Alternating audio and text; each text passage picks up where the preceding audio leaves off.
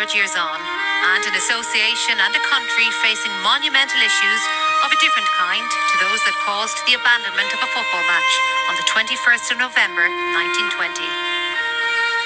It is fitting, perhaps, that the two counties involved in the game that ended, when 14 men, women and children lost their lives, will play this weekend. Dublin taking on Meath here at 7 o'clock, and Tipperary, who'll take to Páirc Uí Chaoimh tomorrow, wearing the same jersey worn by Michael Hogan and his teammates this day 100 years ago.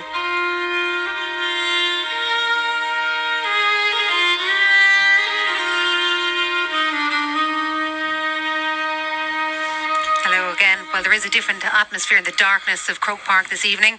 Different even to that strange aura that's accompanied each championship match so far in this, the strangest of years. We will, of course, have full coverage of Dublin against Meath in the Leinster football final, throwing in at 7 with Kieran and Pat. But it's also important to mark the 100th anniversary of Bloody Sunday, and it's such a strange atmosphere here tonight, Pat. It is indeed, Joanne. You know, we're amongst the lucky few that working with RT that can have actually been able to attend live championship matches during the season. But tonight, I feel honoured and privileged and very proud to be here at the 100th anniversary celebrations of Bloody Sunday at the venue where the atrocities took place. Bloody Sunday was one of the darkest, saddest days in Irish history. 14 innocent people were brutally murdered by the Crown forces. 13 of them spectators that went to a match between Dublin and Tipperary and never got home. 3 children. One, Jane Boyle, who was to get married in 5 days' time. And the 14th, Michael Hogan, shot in the back and murdered as he tried to crawl off the field over near the Hogan stand. Do you know, Martin Luther King said, "We are not the makers of history. We are made by history." And that is why I would hope that the sad, tragic events that took place out in that pitch 100 years ago, and the names of those 14 innocent victims, should be forever etched in the memory of all Irish people. In many ways this year, haven't we been once again reminded, or perhaps it's been reinforced, of the importance of the GAA within the community? And I suppose what tonight does is reminds us of the place that it played in history and in Irish culture. Yeah, and I concur with everything Pat said, Joanne. It's a privilege to be here tonight. We are the lucky ones in this special arena where that tragic event took place. And I think, in fairness to the GAA, they played a huge role in transforming the understanding of Bloody Sunday. You know, we all knew it was a unique event, but the likes of Michael Foley, the journalist who put the documentary together, put the podcast together, the book, has really given a huge insight into particularly the victims and particularly Michael Hogan. We stand here in the Hogan stand, you know, named after Michael Hogan, which probably a lot of people didn't really know his background, his understanding as Tipperary and what happened that day, and the level of detail that we've got around this event has been fantastic. And the GAA do things really well in situations like this, and so certainly looking forward to this commemoration tonight. Absolutely. Well, 14 torches will be lit this evening to honour each of those victims of Bloody Sunday. John Horan has been speaking with Claire McNamara. John, the GAA is remembering tonight. It's a very important day for the association and for the families of those who were linked to this tragedy. Yeah, I think it's incumbent upon us as an organisation to mark the events that happened here 100 years ago. And, you know, I think everybody watching the programme tonight can relate to the fact of people going to a match and not coming home. And whilst everyone at home has probably gone to sporting events and gone home, these 14 individuals unfortunately didn't come home to their families. And I think it's an occasion for us as well to remember their extended families who are watching the programme tonight and have a certain empathy for them, for the loss within their own particular families of their family members that were actually here attending a Gaelic football match. Michael Hogan, I suppose, initially became the best known of the people who died here. The stand, of course, is named after him. But in recent times, the stories of the others have become much more known. And I suppose people particularly struck by the 3 schoolboys, 10, 11 and 14. Yeah, in fairness to our history committee and Michael Foley, they were very conscious of that fact, that it was very much a statistic of 14 people, and they've worked hard on get the message and the personalities of those 14 people out there. And I think, you know, I can relate to it myself, of a young schoolboy coming to Croke Park, because I only live within 2 kilometres of Croke Park here, and was lifted over the stile of the canal end by my own father, and that's what gave me the love of Gaelic games. And those young people the same, they were obviously in that similar situation, but unfortunately they didn't get home to their families. So a special night and a poignant night, a solemn night, time to reflect and remember. Absolutely, but I think, you know, it's important that we actually identify these 14 people rather than have just a number of 14 out there anymore. Thanks, John. Thanks, Claire. That's John Horan with Claire McNamara. I'm sitting here in the Hogan stand in the company of Michael Foley, who's done so much work to help people understand what happened this day 100 years ago. We'll be chatting with Michael in due course, but now let's hand down to Croke Park Stadium announcer Jerry Grogan. Deborah Mahasa agus bhór géad fáilte a gcuoine uisle go Park an Croke ginocht an ócáid speisialta agus starúil seo. On this day 100 years ago, the history of Ireland, of the GAA and of Croke Park were changed forever following an attack by Crown forces on the crowd at a football match between Dublin and Tipperary during the War of Independence and resulting in the loss of 14 innocent lives. To help us remember this tragedy and to remember those who died, we are honoured to be joined by Brendan Gleeson, who will deliver a narration written by the author Michael Foley. At 3:15 p.m. on Sunday, November the 21st, 1920, the sun shone over Croke Park, warming the crowd of 15,000 gathered to watch Tipperary play Dublin in a game of football, a rare and precious thing in a time of war. Talk had rumbled through the city all morning, all the way into the dressing rooms that afternoon, about attacks by the IRA on men in their beds believed to be spies.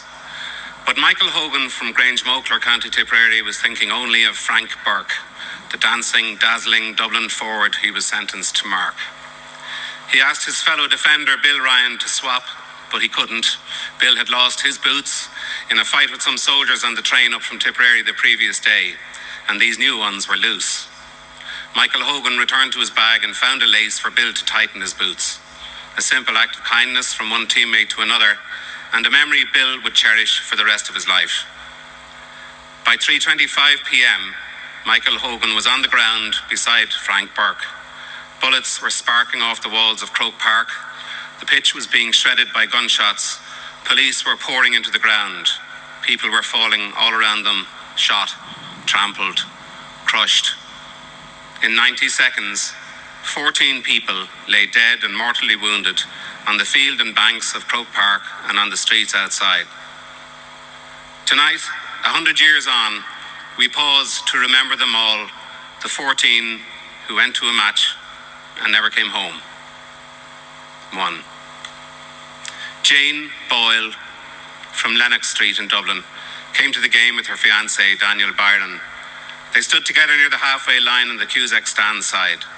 When the firing started, they ran towards the exit near modern-day Hill 16. I heard the sound of shots coming from the direction of the bridge outside the ground, Daniel said.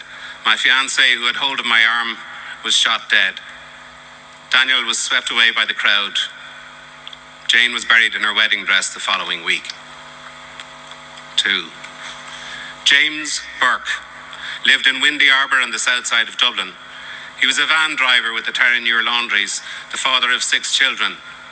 As the firing intensified, a crush developed at that Hill 16 exit. James was lost beneath the crowd. He was 44 years of age. 3.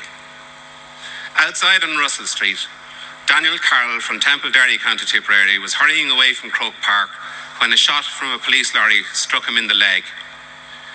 He lay in hospital the following day, talking to Martin Kennedy, the owner of the bar in Drumcondra where Daniel worked. Wasn't it misfortunate I went, he said. Daniel died on Tuesday. He was 31. 4. For 4 days after the killings, the newspapers charted the mystery of the man lying in Jervis Street Hospital, unknown and unclaimed.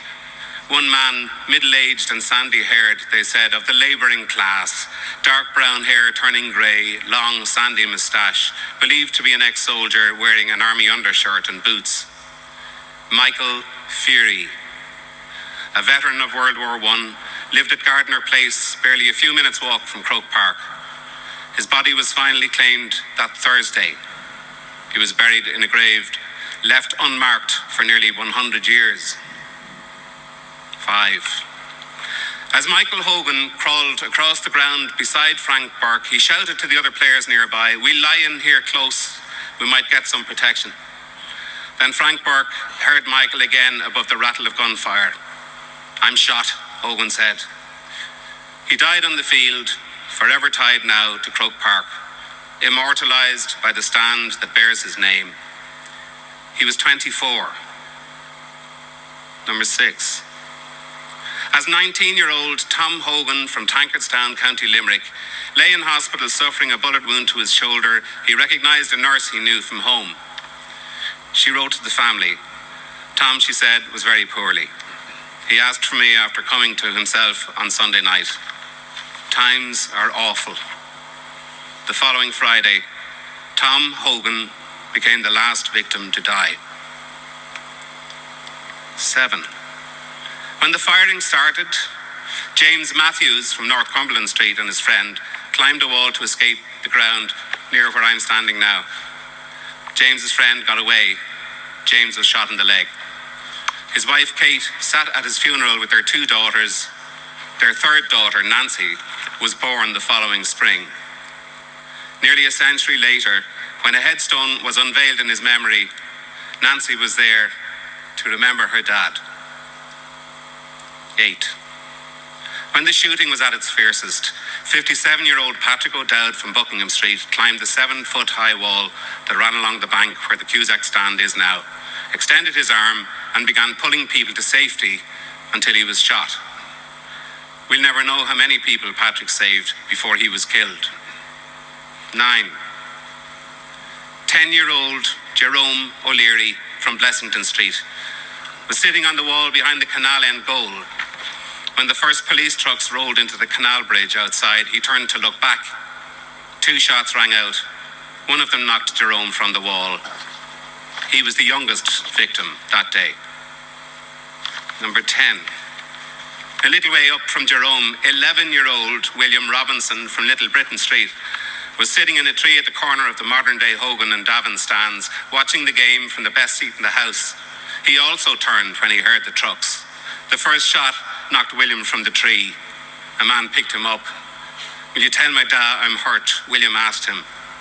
He died 2 days later. 11.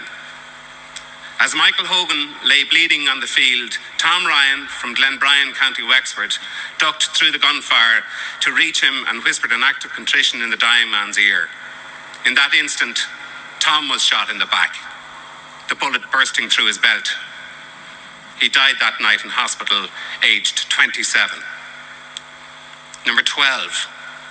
When the firing was over, 14-year-old John William Scott from Fitzroy Avenue across the road from Croke Park lay dying on a kitchen table in a house outside the ground, shot through the chest. When his father visited the house looking for his son, his body had already been taken away.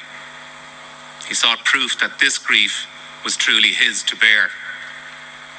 The owner of the house pressed into his hand his son's tie pin and glasses. Number 13, James Tehan from Gurteen, County Tipperary, had left the bar he ran with his brother on Green Street in the heart of the city that afternoon, bound for Croke Park. When the firing began, he was swept up in the crush at the exit near modern-day Hill 16. His body was returned home to Tipperary and buried in a quiet graveyard surrounded by trees and a soft-running stream, away from the chaos that claimed his life. 14. As police fired on clusters of spectators trying to escape, Joseph Traynor from Ballymount on the outskirts of Dublin City was climbing the wall running along the bank of the canal goal when he was shot twice in the back. When the firing stopped, local people left their homes to help the wounded. Joseph was cared for at the home of the Ring family until an ambulance carried him away. News of his death reached Ballymount at 9 p.m. that night. He was 20. Tonight we remember each victim and honour the grief carried by their families down through the decades. We hold the memory of their loved ones close, giving them life again through the sharing of their stories. They come alive again in the stadium, in the 10-year-old child thrilled by the prospect of a day in Croke Park, in the couple in love at a football game, holding hands, lost in the game and each other. They live again in young people making their trip to Croke Park part of one long weekend adventure. They live through older ones, going to the matches, following the tradition handed down to them, O Gluin, Gugluin. They are our family, our friends, our people. Cuoine Míseartha Ilig.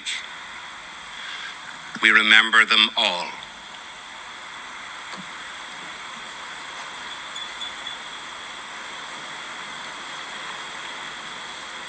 Farmid Fáilte Initiative, Uachtarán na Héireann, Micheál O'Higgins, an Taoiseach Micheál Martin, Catherine Martin, Ara Trasóireachta, Cultúr, na Halaíon, Gaeltacht, Sport agus na Man, who will lay a wreath on behalf of the people of Ireland. They are accompanied by Uachtarán and Art Stewart, Cummaluch Glasgow, Seán O'Horáin, agus Tomás O'Rian, who will lay a wreath on behalf of the GAA membership and the Croke Park staff in memory of those who passed away.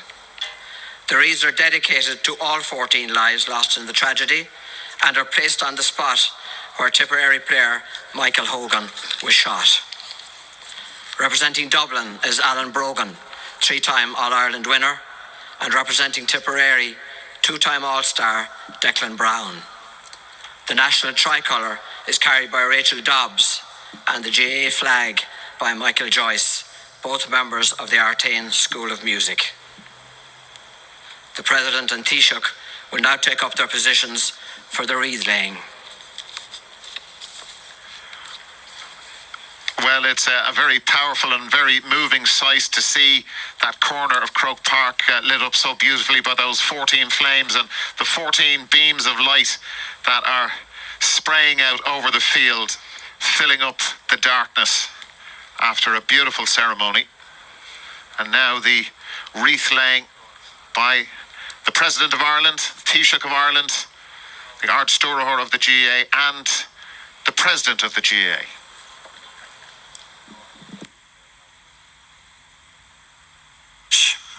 Ar an Uachtarán, Flas Galagan, haar ceann bhaintear na Héireann, in an óir dóibh siúd, ar fór bás an seo, ar an lá seo, Emília Négéad is a fiche. I now invite the President to lay a wreath on behalf of the people of Ireland in honour of those who lost their lives here on this day, 1920.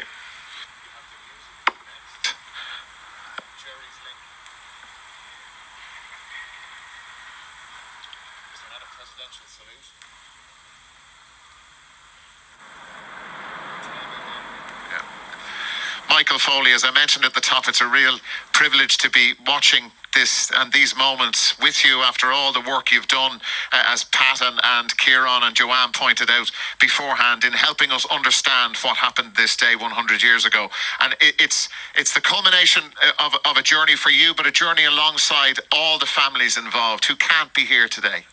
Absolutely, Darren. That's my primary thought right now.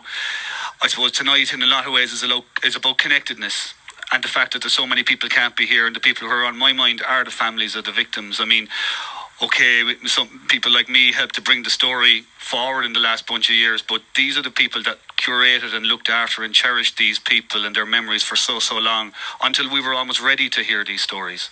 And in that sense, it's such a shame that they can't be here, but obviously, look, we've all had to make sacrifices this year, and that connectedness, I just hope that they're watching at home and they can feel the emotion that we're feeling here, and that they know that we're with them. The whole country is with them tonight. You can see it from the reaction of people over the past week in terms of how they've engaged with this story and connected, that I hope that the families of the victims realise that we're with them right now.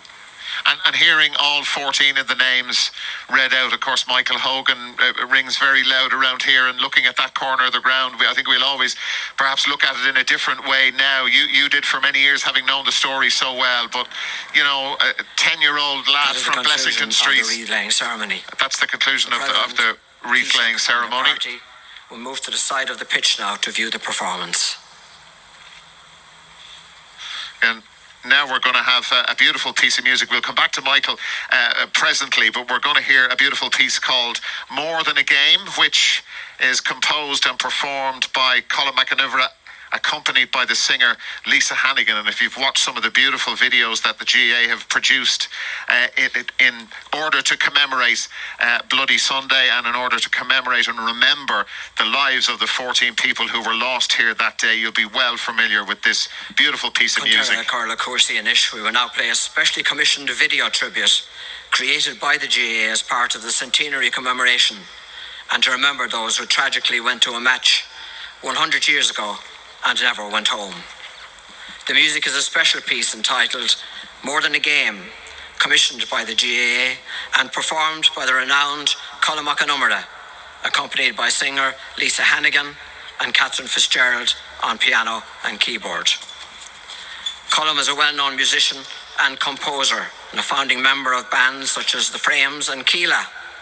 His grandfather, Harry O'Carroll, was a member of the 4th Battalion, Dublin Brigade Old IRA, and was an active medical orderly on the morning of Bloody Sunday in 1920. He had a ticket for the game, but did not attend.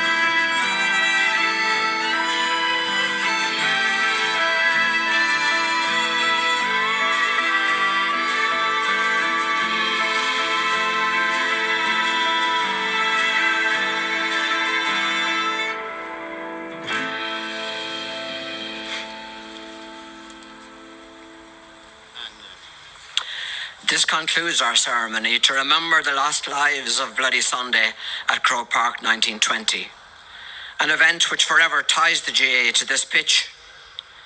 Though we gather at Croke Park to celebrate our great games and our great players who performed them, we do so in the knowledge that there is a history and a heritage that we must respect.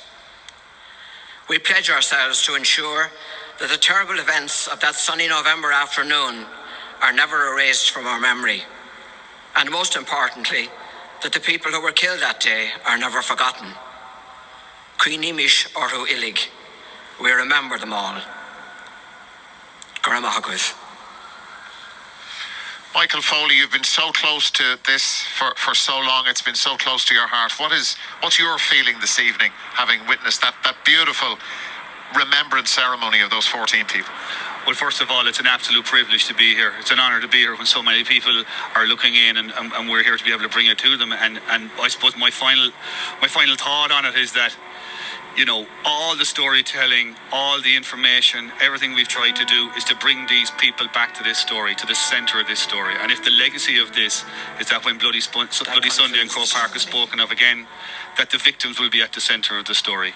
And if we've done that, I think we've done something good. And I hope that, you know, the families, it means something to the families as much as it means to the rest of us. It certainly does, Michael. Thank you very much for being here.